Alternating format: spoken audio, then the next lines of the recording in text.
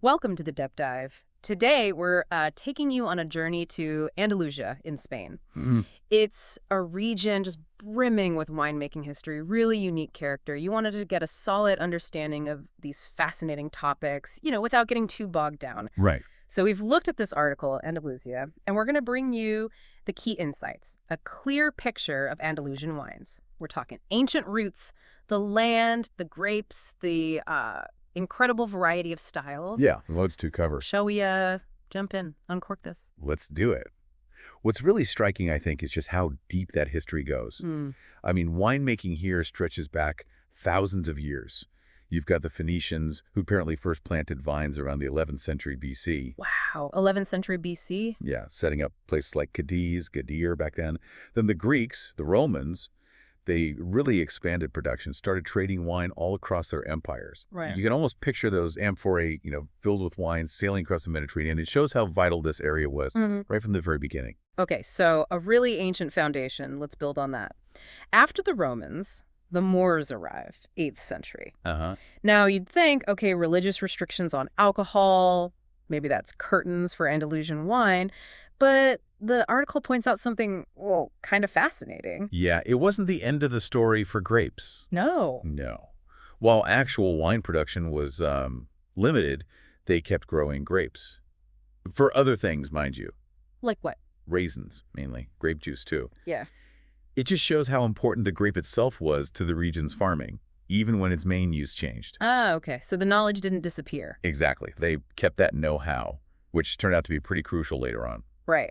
And then comes the Christian Reconquista, and it seems like winemaking gets a real second. A major resurgence, yeah. Yeah, Especially in Jerez. Jerez. And the article calls the 16th to 18th centuries a golden age, driven by English demand. That's a huge part of it. The English market was massive. You had English merchants actually setting up shop there. Oh, yeah. And that definitely steered production toward styles they liked, wines that could, survive the sea voyage. So they were shaping the styles we even know today, like fortified wines. Absolutely. While other countries traded too, the sheer scale and the specific tastes of the English market had this huge lasting impact, Yeah, especially on those fortified styles. got it. So external demand, big influence. Okay, let's switch gears a bit. Let's talk terroir. What makes Andalusia for wine? The article mentions climate, soils, key regions. All crucial elements. Let's start with climate. It's Mediterranean, right? Hot, dry summers, mild, wet winters. Pretty standard. Well, yes and no. That basic pattern is there, and yeah, the hot summers mean grapes get super ripe. Lots of sugar, which translates to potentially higher alcohol. Okay. But it's not the same everywhere in Andalusia. The article notes, coastal areas get those sea breezes. Ah, that helps. Definitely. Cools things down, helps keep acidity, keeps the flavors fresh. Then inland, you get bigger temperature swings between day and night. And that does what? Adds complexity, potentially. A wider range of flavor development in the grapes. So lots of little variations. Okay, interesting. And soils. The article makes a big deal about Albariza soil, especially in Jerez and Montemoriles. White, chalky, porous. What's the magic there? Oh, Albariz is pretty special stuff. Its white color actually reflects sunlight back onto the vines. Like natural reflectors. Exactly. Helps with ripening. Then its simple pore soaks up all that winter rain like a sponge. Which is vital for the dry summers, I guess. Absolutely critical. It holds onto that moisture deep down, Mm. but it also drains well on the surface so the roots don't get waterlogged. And maybe the coolest part, Yeah. it's high in calcium carbonate, low in organic stuff.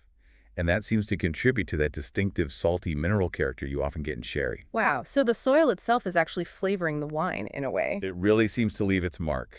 A signature, you could say. But it's not all Albariza, right? The article mentions sandy soils, clay, rocky ones. Correct.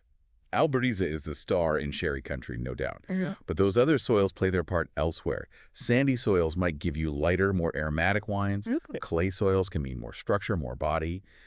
Rocky, volcanic soils Yeah. often give you a real minerality. So yeah, the variety of soils across the region definitely adds to the huge range of wine styles. Makes sense. Climate, soils. Okay, now the regions. We've got Jerez, Sherry Central, Palomino, PX, Moscatel, that whole Solaris system thing. Mm-hmm. Then Montemoriles. Similar but different. What's the main distinction from Jerez? Well, Jerez is, the historic heartland.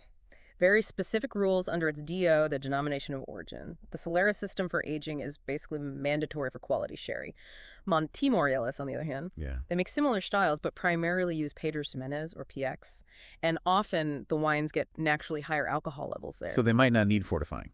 Sometimes, yeah, or less fortification. And their rules around Solera aging aren't quite as strict as in Jerez. Subtle differences, but they matter. Interesting. Okay, then Malaga, sweet and fortified, Muscatel and PX, Condado de Huelva, focused on whites, Zalema grape, Right. and then this emerging area, Sierras de Malaga or Serrania de Ronda. Right. Reds and whites, kind of newer on the scene. What's driving that?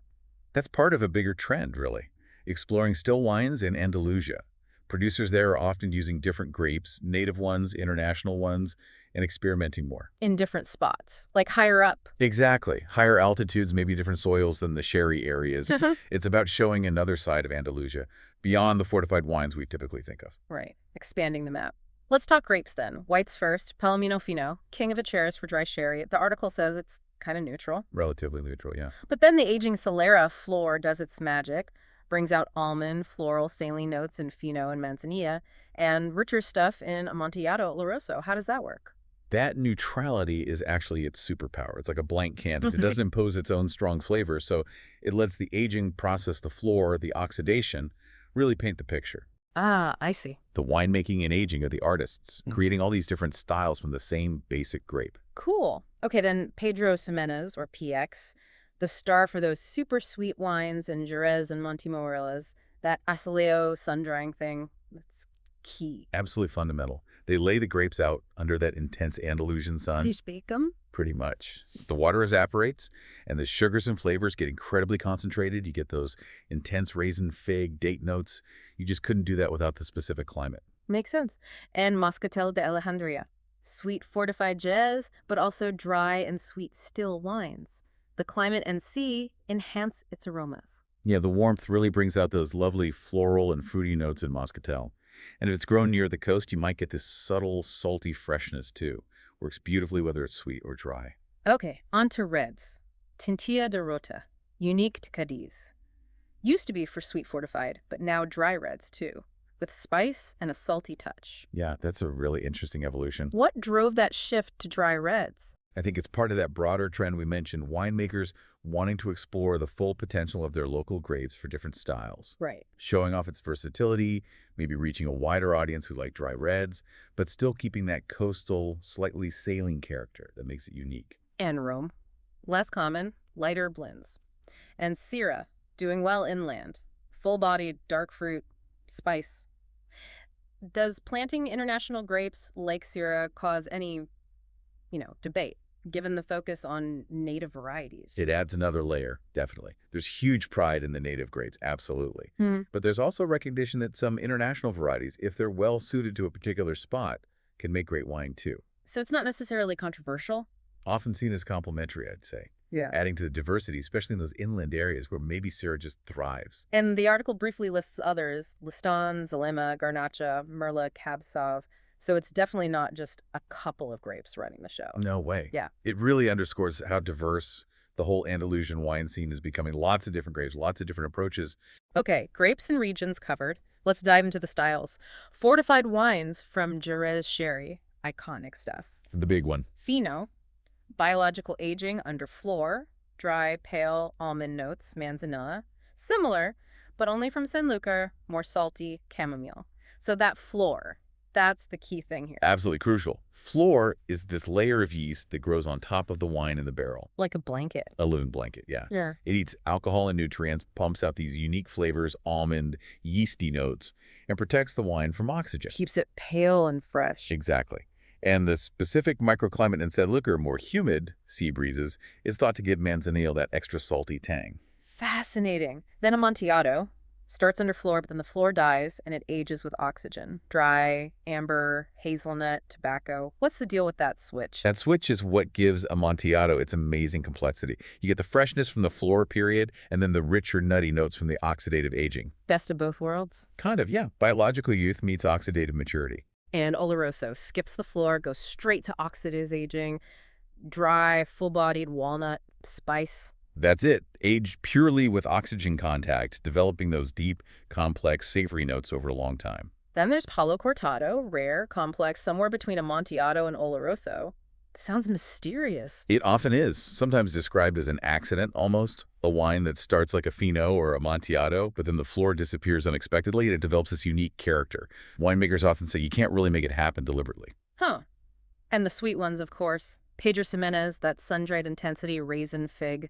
And Moscatel is sun-dried too. Sweet, aromatic, floral, honey, all under the Jerez Sherry DOP banner. Yep. That denomination of origin guarantees the quality and the style, and those sweet wines are just incredible, pure, concentrated sunshine and fruit. Then Montemurril's, similar styles, but different feel because of the PX grape dominance and often higher natural alcohol. Exactly. That higher natural alcohol means they might need less or even no fortification. You can give them slightly different weight and texture, even when the style name is the same as a sherry. And their sweet PX is also a big deal under its own DO. Got it. And Malaga, finishing the fortified tour, traditionally sweet. PX and Moscatel, different levels like Lagrima, Pajarete, also its own DO. Yeah, Malaga has its own long history of sweet winemaking, with specific terms for how they're made and aged. Okay, beyond fortifieds, the article highlights this growth in dry white wine. Big time. Palomino, PX, but also Chardonnay, Sauvignon Blanc. Fresh, mineral, salty, especially near the coast. And naturally sweet whites, too, from dried grapes. This feels like a real shift. It really is. It shows the region's not just about sherry. They can make fantastic modern dry whites, too, using both local and international grapes. That freshness and minerality is definitely a focus. And reds, too, not an afterthought anymore. Characterful reds, Syrah, Cab Sauv, Merlot, Tempranillo, that Titilerota again, Ganarchintin, body, ripe fruit, tannins, spice. Yeah, really dynamic scene for reds now. Producers are figuring out which red grapes work best in which specific little micro terroirs within Andalusia. You're getting some really distinctive stuff. And quick mention, Vinagre de Jerez and brandy, also important products from the region. Definitely part of the wider picture, often using similar grapes and aging methods. Okay, production. How are these made? Tradition first. That amazing Albariza soil, holding water. Vineyard training like Raya y Polagar for sun protection. What's that look like? It's a clever pruning system. Basically, the vine has two main arms. One long one trained out, the Raya, and one pruned short near the trunk, the Pulgar. Okay. It helps manage the vine's energy, but crucially, in that hot climate, the leaves provide shade for the grapes, protects them from getting scorched. Smart. Natural sunblock. And then the aceleo, drying for sweet wines, fermenting in old botas or barrels, and that spontaneous floor appearing in Jerez. Sounds very hands-off, almost. These are absolutely time-honored methods, developed over centuries, perfectly adapted to the place and the grapes. They're a huge part of why the wines taste the way they do. But it's not all old school, is it? Innovation's happening, too. Precision viticulture sensors, satellites. Oh, yeah. Modern tech is definitely being used. Soil moisture sensors, weather stations, imagery. It helps manage the vineyards much more precisely. Optimize watering, vine health, aiming for the best possible grapes. And research into clones, different grape varieties, temperature-controlled steel tanks for fermentation, gentle pressing, even studying the specific yeast strains for flora. It's a real mix. It really is. Blending that deep tradition with modern science, that's key to how Andalusian wine is evolving and improving without losing its soul. Okay, we have to properly unpack the Criaderas y Soleras system in Jerez. The stacked barrels, oldest wine at the bottom, Solera, gradual blending, the Rocio transfer. It sounds complex. What's the main point? The fundamental goal is consistency and complexity over time.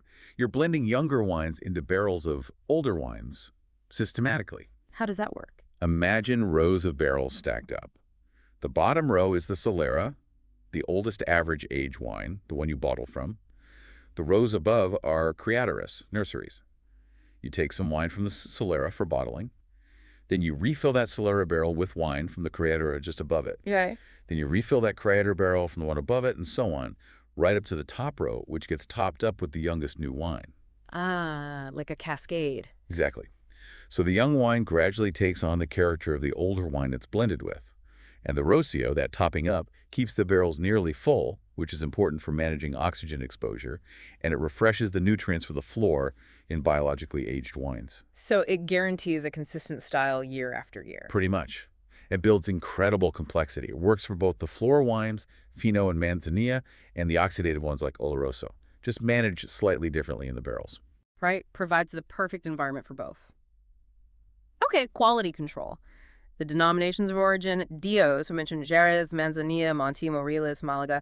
How different are the rules for, say, Jerez versus Malaga? They reflect the different traditions. Jerez has super strict rules on grapes, Palomino, PX, Moscatel, mainly definite zones, mandatory Solera aging for quality levels. Malaga's rules, also focused on sweet fortified from PX and Moscatel, will have different specifics on sun drying, fortification levels, aging times, those classifications like Lagrima, tailored to their specific styles. And there are other DOs too, Condado de Huelva, Sierras de Malaga, Granada for the rising still wines. Who polices all this? Consejos Yes, reguladores? the regulatory boards, Yeah. they're vital. They oversee everything which grapes are allowed, Mm. how they're grown, winemaking methods, aging, especially the Solera rules. They do lab tests, tasting panels. To ensure it's authentic. Exactly. Guarantees quality and that the wine actually meets the standards for its specific DO. They also ensure traceability, so you know what you're getting. Okay, my favorite bit. Food pairing.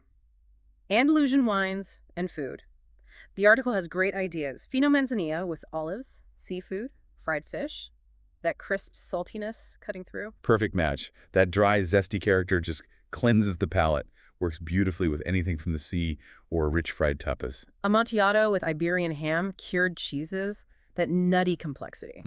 Stands up to those savory umami flavors really well. Oloroso with meats, stews. Yeah, its body and savory notes can handle richer dishes. Paella.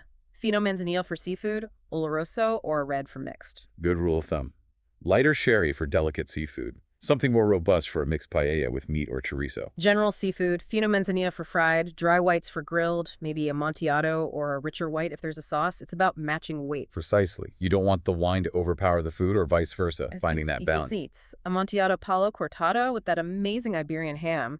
Oloroso or a full red for oxtail. Oloroso or dry red for grilled meats. Yeah, and with something rich like oxtail, the structure of an oloroso or a good red really helps cut through the richness. Cheeses. Fino manzanilla with fresh ones, Amontillado oloroso with aged hard cheeses, and the classic, PX with blue cheese. Oh, that's a killer pairing. The intense sweetness of the Pedro Ximenez against the salty tang of a blue cheese. Fantastic. And desserts. PX or Moscatel with traditional Andalusian sweets. Sweet on sweet. A perfect end to a meal. Those concentrated aromatic wines just sing with pastries and other sweet treats from the region. Okay, bigger picture. Market, future. Exports, always huge for sherry, still are. But potential growth for the still wines, too. Definitely. Sherry's got its established markets, but the quality and variety of Andalusian still wines now offer huge potential to reach new drinkers globally. Challenges, though. Sherry's image sometimes. Competition. Climate change. All real issues. Sherry sometimes struggles with an old-fashioned image. There's lots of competition, and climate change is a worry everywhere. But opportunities, too. Renewed interest in good fortified wines, the buzz around still wines, those unique native grapes, the food culture, and enotourism. Loads of opportunities. Yeah. Leveraging that amazing heritage, but also innovating. Promoting the diversity, the food connection, and yes, wine tourism is becoming increasingly important. So there's a feeling of momentum, revitalized sherry, exciting still wines. Absolutely. There's a real dynamism, a commitment to quality. It feels like a very exciting time for Andalusian wine. And enotourism's role, bringing people in, promoting wines, helping the local economy, celebrating the culture, sustainability. The Jerez wine route gets a mention. Yeah, it's a fantastic way for people to connect with the wines, see where they come from, understand the culture. It supports producers directly and builds appreciation. Well, that was quite the deep dive. We've covered so much ancient history, modern innovation, the crucial role of terroir, the key grapes, the amazing range of styles from bone-dry Fino to luscious PX food pairings. You should really have a much clearer picture now of what makes Andalusian wines tick. Absolutely. And you can see how those centuries of tradition provide this incredible foundation for what's happening now, this blend of honoring the past but really pushing forward. It's quite remarkable. So here's something to chew on, a final thought for you.